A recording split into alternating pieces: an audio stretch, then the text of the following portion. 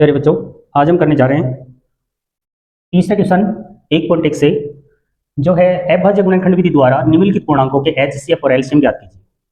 इससे पहले भी हमने पढ़ा था कि एचसीएफ और एलसीएम किस तरीके से ज्ञात करते हैं। यहाँ पर 2 डिजिट के बजाय 3 डिजिट है, 3 संख्याएं इसमें। इससे पहले अपन ने 2 संख्याओं का एचसीएफ और एलसीएम ज्ञात कर लिया है। अब हम ज्ञात करेंगे 3 संख्याओं का एचसीएफ और एलसीएम।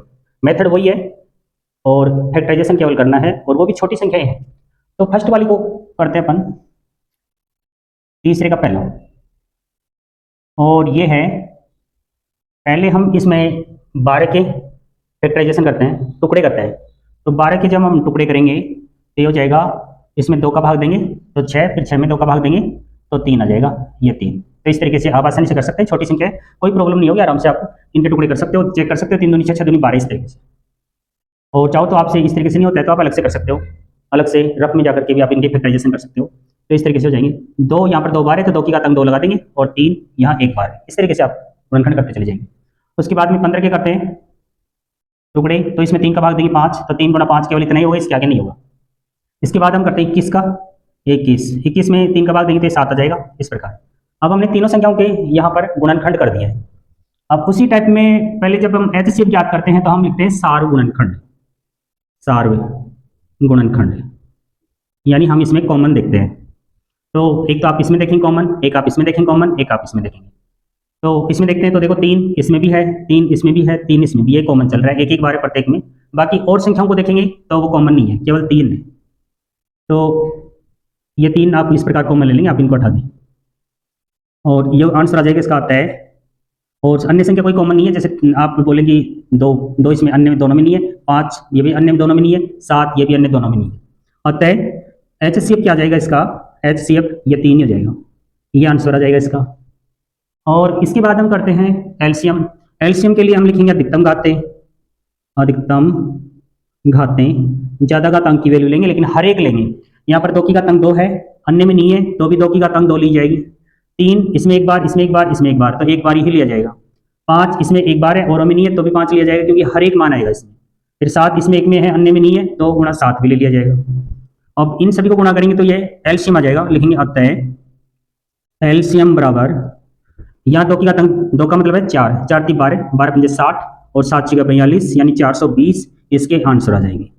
ये कंप्लीट हुआ पहला सवाल। उसके बाद हम करते हैं दूसरा, इसी का स्टेप में, इस साइड में अपन कर लेते हैं इसको।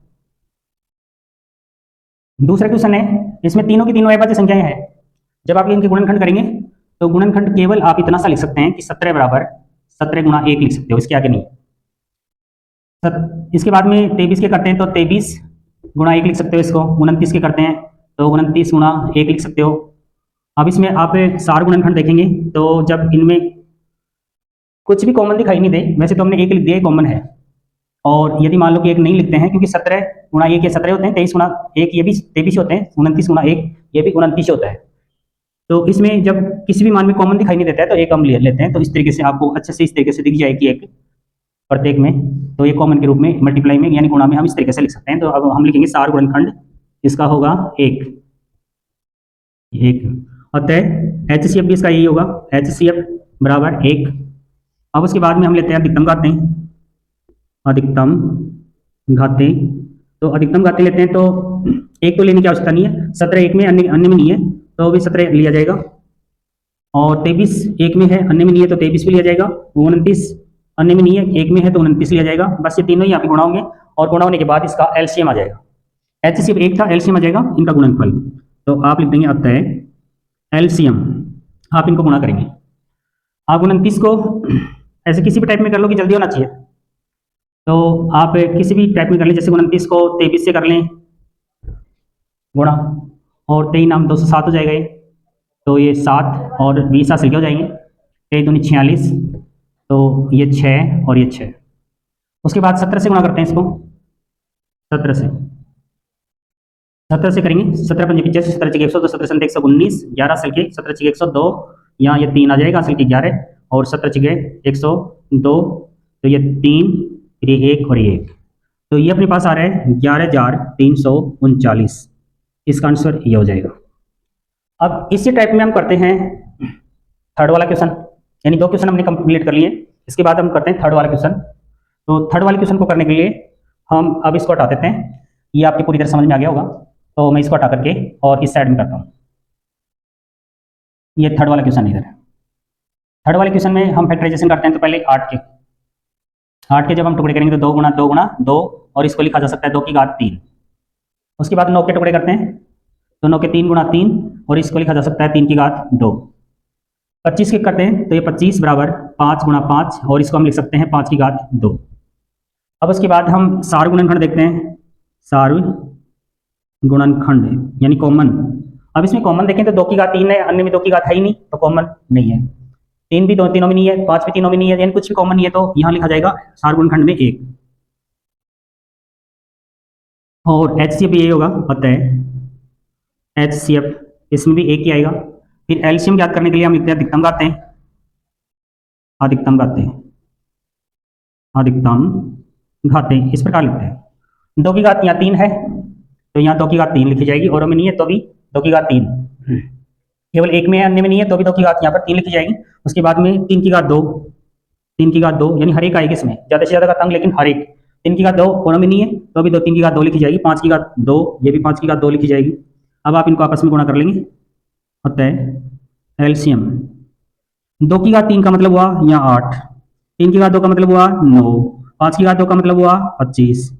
इनको गुणा करते हैं, यहाँ पे 25 को जब 8 से गुणा करेंगे तो ये हो जाएंगे 200, 25 अंटे 200, फिर 9 से कर दो, 9 दूनी 18, यानी जितनी जल्दी हो सके उतनी जल्दी कीजिए, तो इसके आंसर 1800 आ जाएंगे। इस तरीके से हमने तीसरा क्वेश्चन भी इस प्रकार कंप्लीट कर लिया है। उसके बाद हम इसका अगला क्वेश्चन करते हैं, चौथा क्वेश्चन। तो मैं इसको तो रब कर देता हूं, और उसके बाद में चौथा क्वेश्चन करते हैं। देखो इसको मैं यहां से हटा रहा हूं।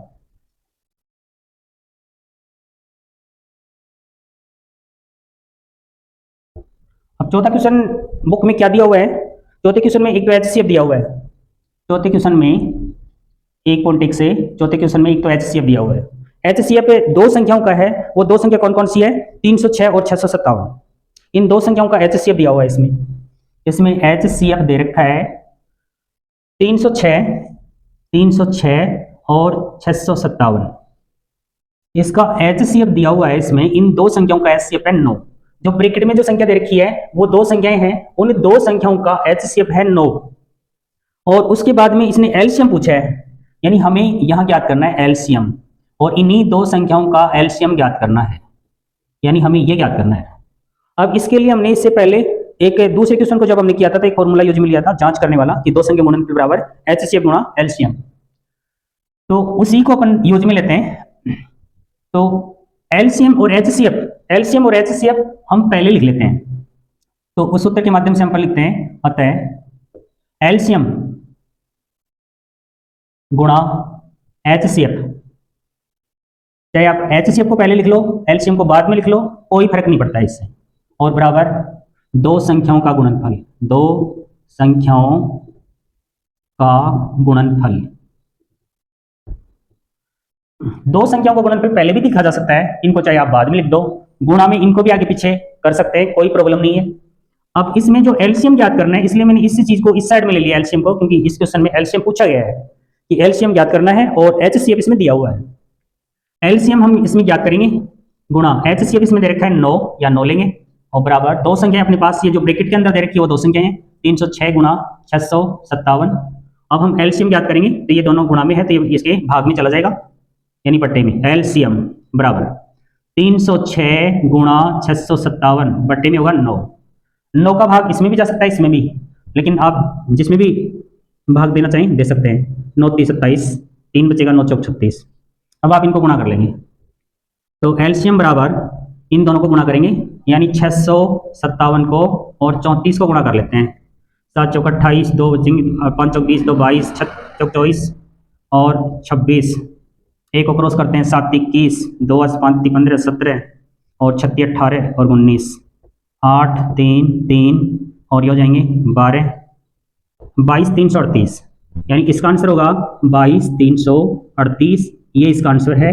तो तीसरा और चौथा सवाल हमने आज कंप्लीट कर लिया है। इसके बाद हम अगले वीडियो में अन्य जो सवाल बच गए हैं उनको करेंगे, 5वां 6वां 7वां। धन्यवाद।